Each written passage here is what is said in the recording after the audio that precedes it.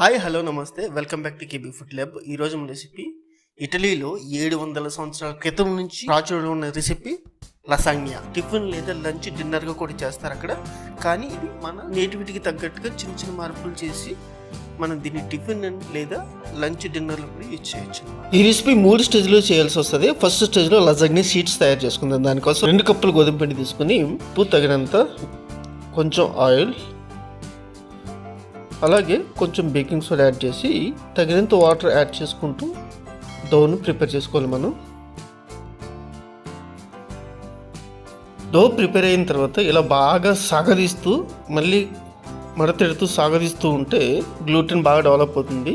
ఆ తర్వాత దీనికి 10 నిమిషాల పాటు రెస్ట్ ఇచ్చేస్తే మనకి పర్ఫెక్ట్గా బేకింగ్ అనేది జరుగుతుంది అనమాట. బేకింగ్ అయిన తర్వాత డోని ఇలా షీట్లుగా పరుచుకొని మనకి ఇలా 4 పలకలుగా కట్ చేసుకోవాలి. ఈ దో షీట్ అనేది చాలా పలచగా ఉండాలన్నమాట. షీట్స్ని బాయిల్ చేయడం కోసం వాటర్ తీసుకుని బాగా మరగబెట్టి 1 నుంచి 3 నిమిషాల పాటు బాగా డిప్ చేసి తర్వాత దీన్ని 10 నిమిషాలు ఫ్రిడ్జ్లో పెట్టేస్తే షీట్స్ అనేవి రెడీ అవుతాయి. ఇప్పుడు సెకండ్ స్టేజ్లో మసాలా చేసుకున్న దానికోసం 2 టేబుల్ స్పూన్లు ఆలివ్ ఆయిల్ తీసుకుంటున్నాను. మీరు ఏదైనా ఆయిల్ తీసుకోవచ్చు. ఒక చిన్న ఉల్లిపాయ క్యూబ్స్ వేసుకుందాం, ఒక మిర్చి, ఒక మీడియం క్యాప్సికమ్, ఒక మీడియం టొమాటో ముక్కలు కూడా వేసుకుని సాల్ట్ వేసుకుందాం రుచికి సరిపోయేంత. ఇప్పటివరకు యాడ్ చేసినవన్నీ ఇటాలియన్ కిచెన్ టేస్ట్ అనమాట. కారం, పసుపు, 1/2 టీ స్పూన్ మిరియాల పొడి మంచి ఫ్లేవర్ని ఇస్తుంది ఇటాలియన్ కిచెన్లో. ఇప్పుడు 3/4 కప్పు టమాటో ప్యూరీ కూడా యాడ్ చేద్దాం.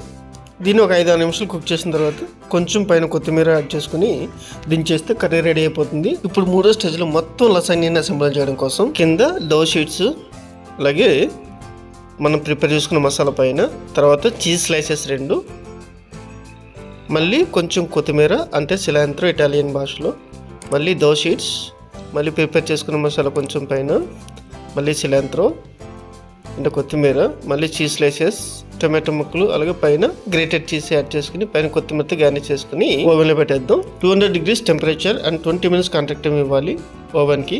ఇన్ కేసు ఓవెన్ లేకపోతే కనుక ఇలా ఒక లోతైన గిన్నె తీసుకుని కింద సాల్ట్ వేసి మందంగా ఒక స్టాండ్ పెట్టేసి దానిపైన మనం ప్రిపేర్ చేసిన లసాగ్నా బౌల్ ఉంది కదా, అది పెట్టేసి ఒక 20 నిమిషాల పాటు హై ఫ్లేమ్లో కుక్ చేస్తే మనకి లసాగ్నా రెడీ అయిపోతుంది.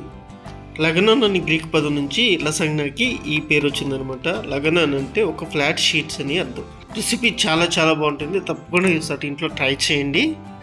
అలాగే ఈ రెసిపీ నచ్చితే కనుక please like, share and subscribe. Thank you.